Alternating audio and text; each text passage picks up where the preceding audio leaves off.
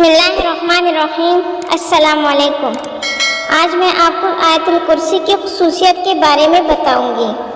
जो शख्स इन आयतों को यानी आयतुल कुर्सी को हर रोज़ हर नमाज के बाद पढ़ा करे, शैतान के वसवसे और सरकश शैतान के मकरू फरेब व एज़ा से महफूज रहेगा।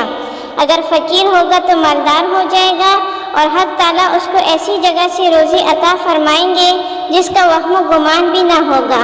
सुबह और शाम और घर में दाखिल होते वक्त और बिस्तर पर लेटते वक्त हमेशा पढ़ने से हिर्क, शिर्क और गर्क से महफूज रहेगा।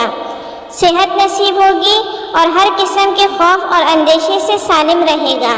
अगर इन आयात को ठेकरी पर लिखकर गले में रख दे तो वो चोरी और गिन से महफूज रहेगा। बरकत होगी। इस आयत को दुकान में या मकान में ऊंची जगह रख दे और रिस्क में ज्यादती होगी, फाका ना होगा और वहाँ चोर ना आएगा। और साथ ही हमारे चैनल को सब्सक्राइब कर दें।